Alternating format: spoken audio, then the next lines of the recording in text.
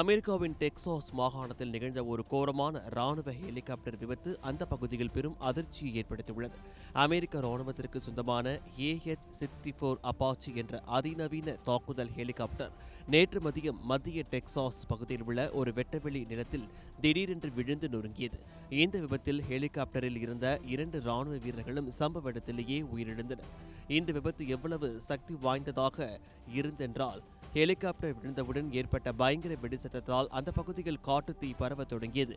தீ மலமளவென பரவியதால் அருகில் இருந்த பல வீடுகளில் வசிக்கும் மக்கள் பாதுகாப்பிற்காக உடனடியாக வெளியேற்றப்பட்டனர்.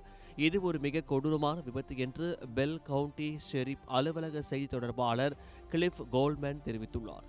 அதிர்ஷ்டவசமாக ஹெலிகாப்டர் மக்கள் வசிக்கும் வீடுகள் மீது விழாததால் ஒரு மிகப்பெரிய உயிர் சேதம் தவிர்க்கப்பட்டுள்ளது.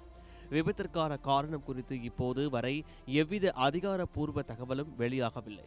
இதுகுறித்து ஃபோர்ட் ஹீட் இராணுவ தளபதி சேர்ந்த குற்ற புலனாய்வு பிரிவினர் தீவிர விசாரணையை தொடங்கியுள்ளனர். தற்போது அந்த விபத்து நடந்த இடம் இராணுவத்தின் முழு கட்டுப்பாட்டிற்குள் கொண்டு வரப்பட்டுள்ளது. தொழில்நுட்ப கோளாறு காரணமாக இந்த விபத்து நடந்ததா அல்லது மனித தவறுகள் ஏதும் உண்டா என்பது குறித்து கருப்பு பெட்டி மற்றும் சிதைந்த பாகங்களை வைத்து ஆய்வு செய்யப்பட்டு வருகிறது. உயிரிழந்த வீரர்களின் குடும்பங்களுக்கு தங்களது ஆழ்ந்த இரங்கலை தெரிவிப்பதாக ராணுவ ஜெனரல் ஹீதன் டைவன் கூறியுள்ளார்.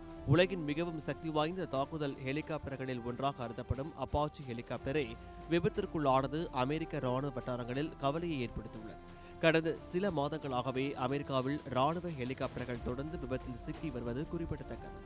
இந்த விபத்து குறித்த முழுமையான அறிக்கை விரைவில் வெளியாகும் என எதிர்பார்க்கப்படுகிறது.